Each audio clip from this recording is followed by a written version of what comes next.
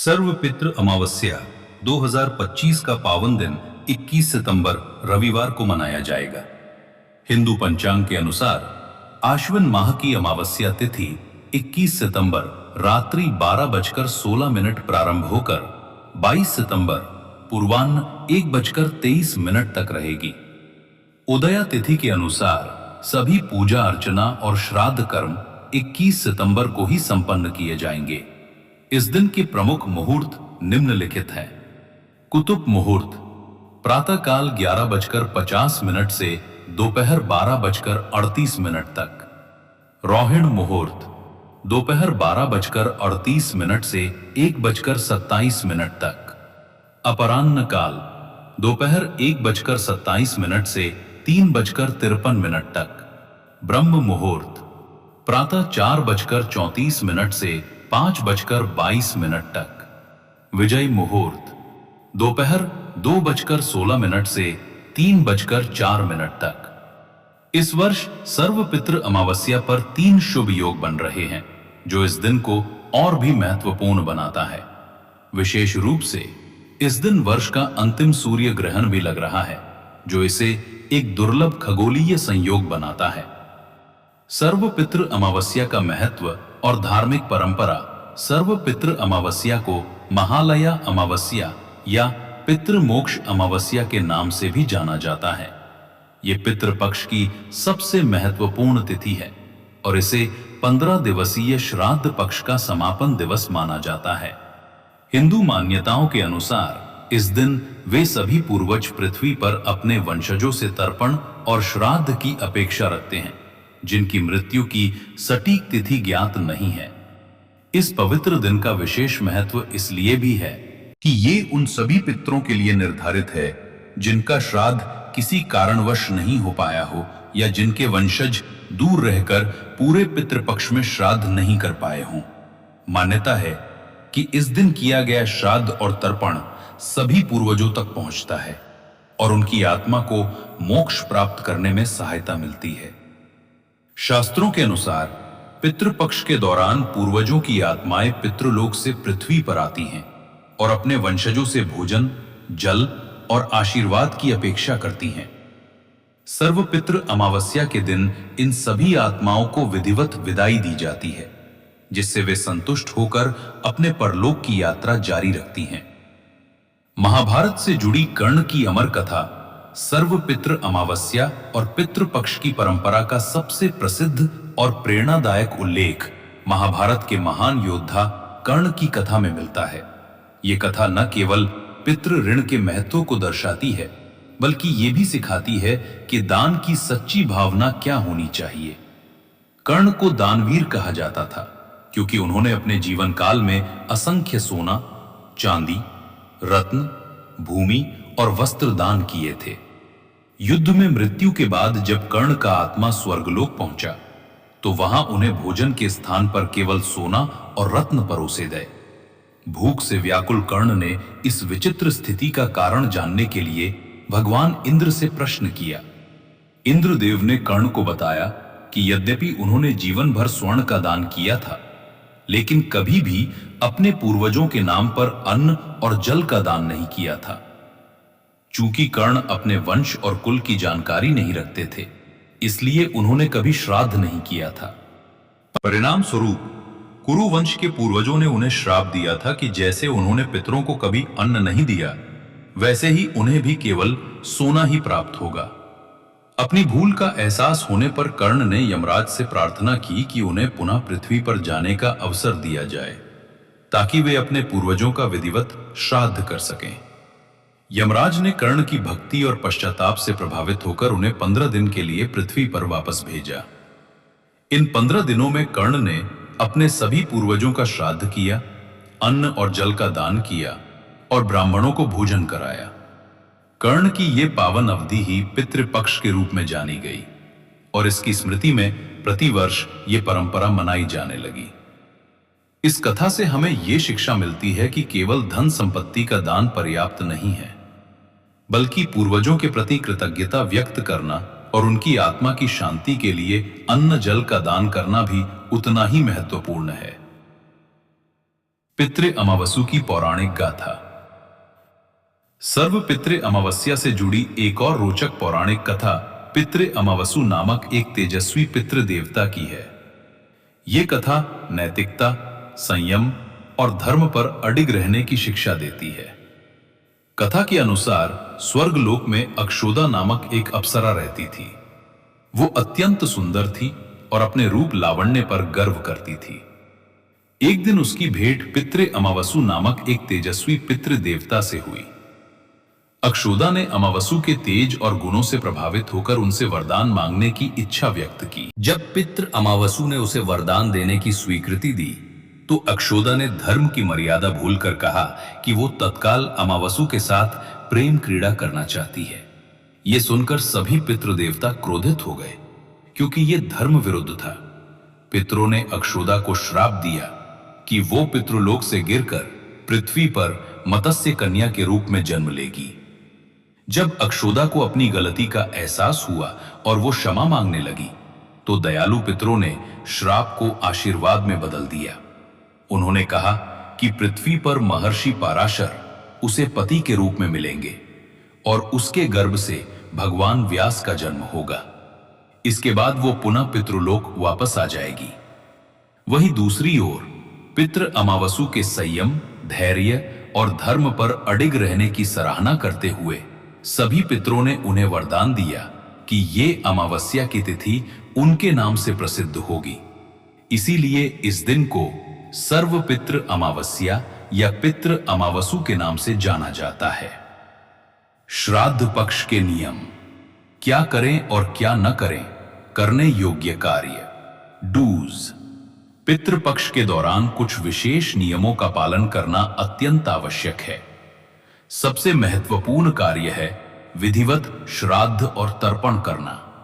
इसके लिए पवित्र नदी के किनारे जाकर या घर में ही पितरों के नाम से जल, तिल, यव, जौ और चावल के पिंड अर्पित करने चाहिए। धार्मिक ग्रंथों का पाठ इस काल में विशेष फलदायी माना गया है। गरुड़ पुराण, अग्नि पुराण, नचिकेता कथा और गंगा अवतरण की कथाओं का पाठ करना चाहिए। गीता का नियमित अध्ययन और गरुड़ पुराण का श्रवण भी पितरों की आत्मा को शांति प्रदान करता है। ब्राह्मण और गरीबों को भोजन कराना सर्वोत्तम कार्य माना गया है। इससे भोजन सीधे पितरों तक पहुंचता है। साथ ही दक्षिणा और दान पुण्य करना भी आवश्यक है। काले तिल, वस्त्र, अन्न और जल का दान विशेष रूप से पुण्यकारी होता है। पशु पक्षियों की सेवा भी महत्वपूर्ण है। कौवे, गाय, कुत्ते और मछलियों को भोजन देना चाहिए। मान्यता है कि कौवे पितरों के संदेश वाहक होते हैं और उनका भोजन स्वीकार करना पितरों की प्रसन्नता का संकेत है। सात्विक जीवन शैली अपनाना इस काल की मुख्य आवश्यकता है। प्रतिदिन स्नान करना, स्वच्छ वस्त्र धारण करना और मन में पवित्र भावनाएं रखना आवश्यक है। न करने योग्य कार्य। पितृपक्ष में कुछ कार्यों से पूर्णतः बचना चाहिए। सबसे महत्वपूर्ण है तामसिक भोजन का त्याग।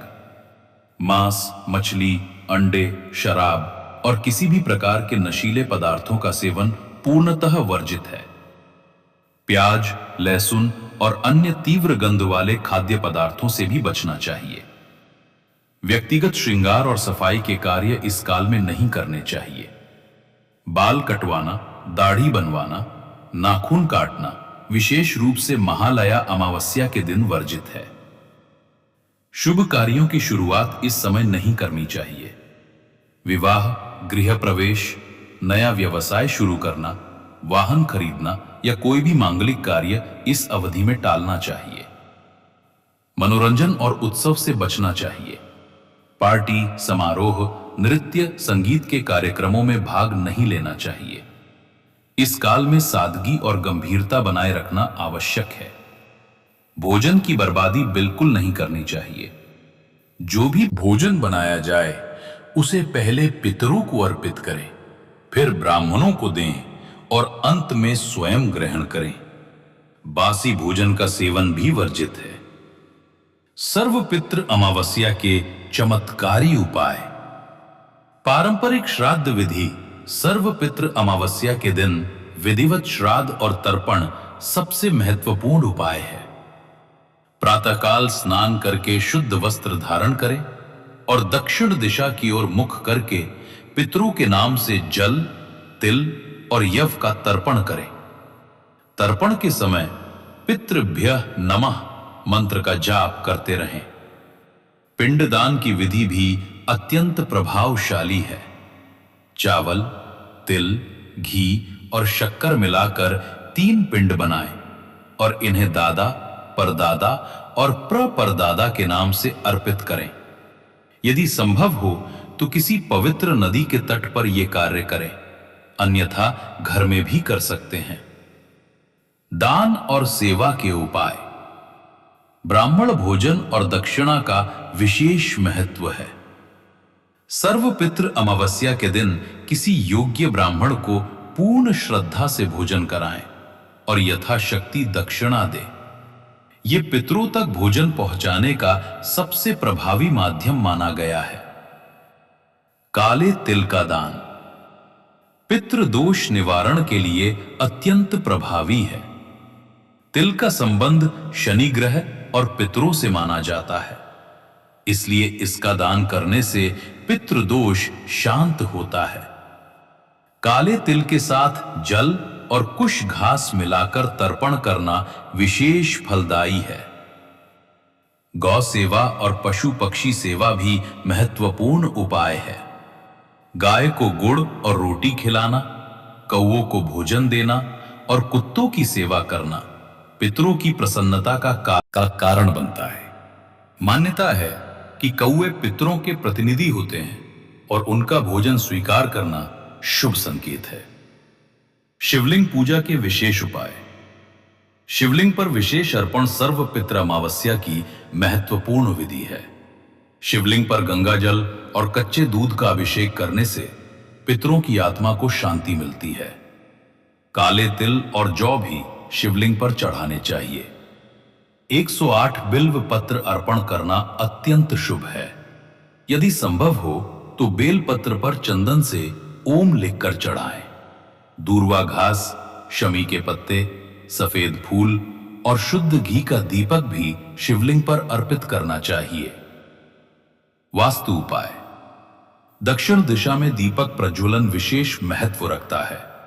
चूंकि दक्षिण दिशा यमराज और पितरों की मानी जाती है, इसलिए शाम के समय घर की दक्षिण दिशा में घी का दीपक जलाना चाहिए।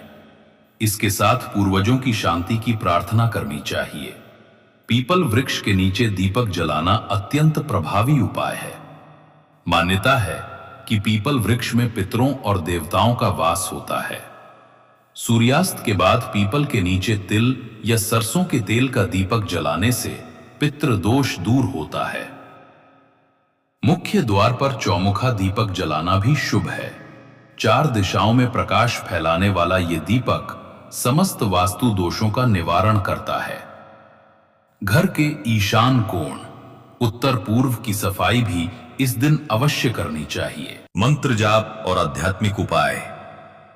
ओम श्रीम सर्व पितृदोष निवारण क्लेशम हन हन सुख शांतिम देही फट स्वाहा। मंत्र का जाप पितृदोष निवारण के लिए सर्वोत्तम है। इसके अतिरिक्त ओम पितृभ्यो देवताभ्यो महायोगैभ्यश्च नमः स्वाहा स्वाध्याय च नित्यमेव नमः मंत्र का भी जाप करना चाहिए। गायत्री मंत्र का जाप और सूर्य को अर्घ्य देना भी महत्वपूर्ण है। प्रातःकाल सूर्योदय के समय तांबे के पात्र में जल लेकर सूर्य देव को अर्घ्य देते समय गायत्री मंत्र का उच्चारण करना चाहिए।